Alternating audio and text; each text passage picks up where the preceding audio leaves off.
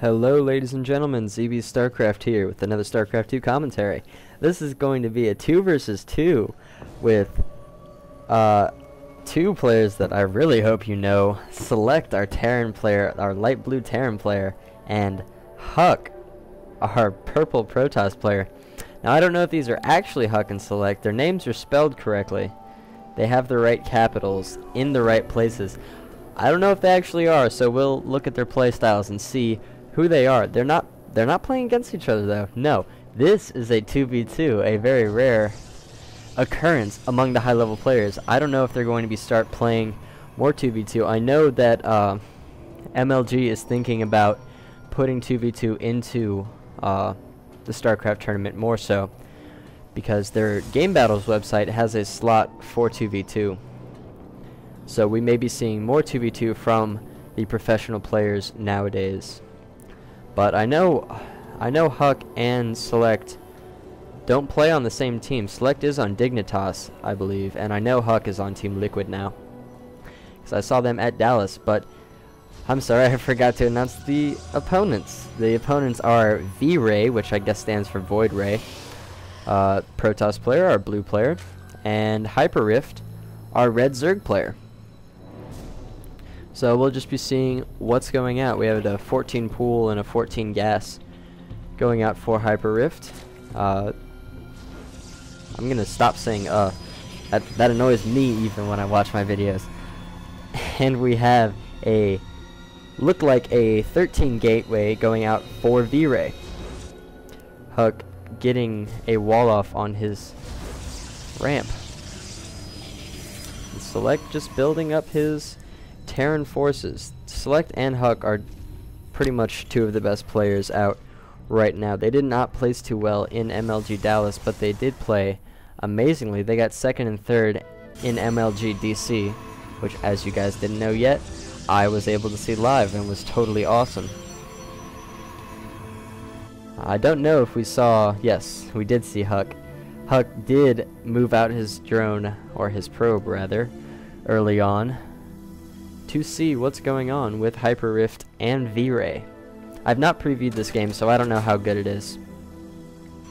I would imagine that these pros would be able to easily hold off any early push that comes from these two players, but it looks like no one is going to be going for the really low-level stuff.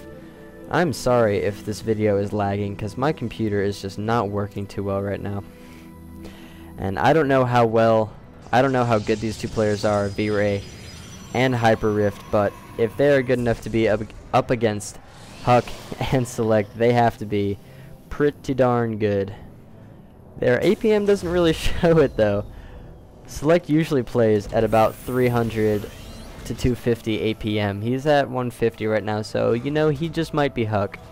I'm still a little skeptical about whether or not these players are who their names say they are.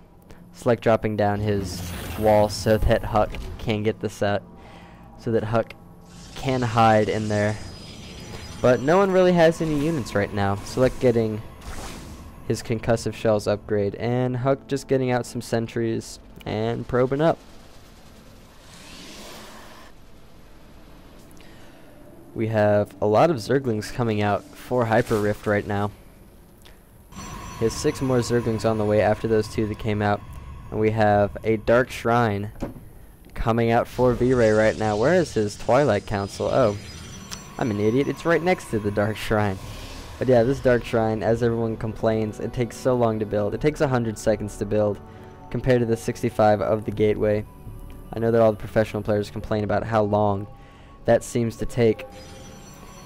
I guess Vray was pinging the map thinking there might be a proxy close by, but there isn't, as we can see. But hyperrift isn't going to check it out anyway, because he says, I don't care. Vray says he's going to proxy right here, and that, look at that, that is great placement. He has just enough room to warp in some units in the back of HuK's base. He does, of course, have to get vision of that, but they can work together and have an overlord move like right here so that he can get vision. Or, you know, I guess he could just have vision with this pylon. I guess the pylon is just enough to have vision. HuK moving up against the wall, force fielding himself in so that these Zerglings cannot kill him. Speed just kicked in. And again, I am sorry if this is lagging. I do not know why it's lagging so bad for me. HuK getting 3 more sentries right now. Force fielding off his choke. And SeleCT moving out with a few Marauders and Marines. Going to easily be able to clean up all these Zerglings. So as far as I can tell right now, it does actually look like we're seeing a HuK and SeleCT 2v2. I'm not sure why they decided to team up and do some 2s together, but, you know, maybe they did. I don't know if this is the latter game. I don't really know anything about this game. I just saw it on SC2 replayed. And there are the Dark Templars making some problems for HuK. I'd like to see, is HuK getting a robotics facility? Yes, he is. He has a robotics facility coming out. And does SeleCT have enough for another scan? Looks like SeleCT does not have enough for another scan. Getting a second command center into an orbital command right now, and these Dark Templars are just causing so much problems, or so many problems for SeleCT and HuK right now. But they see there's just so much action on this map. It is surprising that these players are able to do so well against HuK and SeleCT. If you guys watch Day 9, you know his idea of dying as slowly as possible.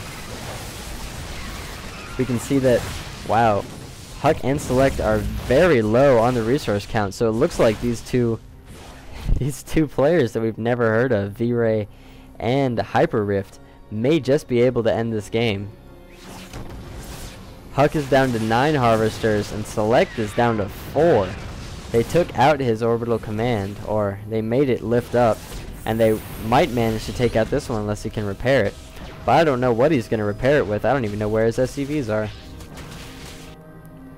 This is not looking good for our 2 players. They are just being not out macroed, but out aggressed. And SeleCT calling down a mule to maybe help him repair these SCVs that are just sitting with minerals in their hands because they have nowhere to take them. They are sad because this orbital command has not landed somewhere where they can take these minerals. And it looks like he lands his orbital command so he can finally get back to mining, if you can even call it mining.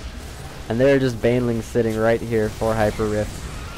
This is definitely not looking good for these players. I think the only way that HuK and SeleCT have a chance of winning this is if they move in right now and just try to take out the whole base. But there are very few units out right now for hyperrift and Vray.